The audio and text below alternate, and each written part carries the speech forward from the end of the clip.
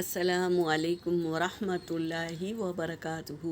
اعوذ باللہ من الشیطان الرجیم، بسم اللہ الرحمن الرحیم، ربی زدنی علما۔ آج ہم حدیث لیں گے، آسمان کے دروازے کھول دیے گئے۔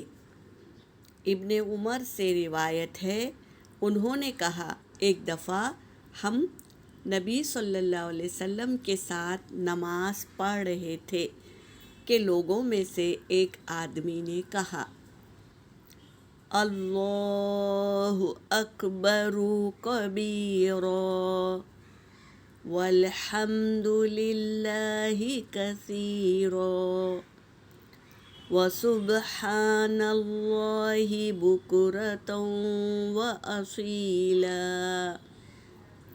ترجمہ کیا ہے؟ اللہ سب سے بڑا ہے، بہت بڑا، اور تمام تعریفیں اللہ ہی کے لیے ہے، بہت زیادہ، اور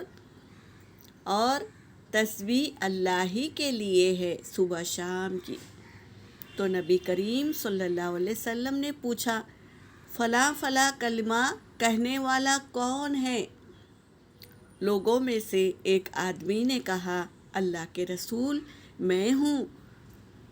آپ صلی اللہ علیہ وسلم نے فرمایا، مجھے ان پر بہت حیرت ہوئی، ان کے لیے آسمان کے دروازے کھول دیے گئے ہیں۔ کن کے لیے؟ جو یہ کلمہ پڑھتا ہے ان کے لیے آسمان کے دروازے کھول دیے گئے ہیں۔ ابن عمر نے کہا، میں نے جب سے آپ سے یہ بات سنی، اس کے بعد سے ان کلمات کو میں کبھی ترک نہیں کیا۔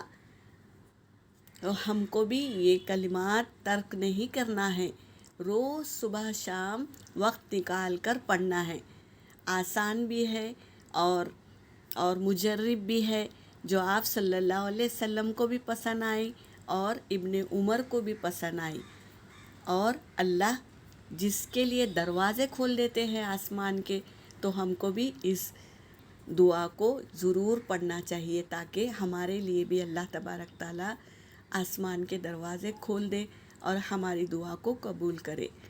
یہاں پر میرا سبق ہو گیا۔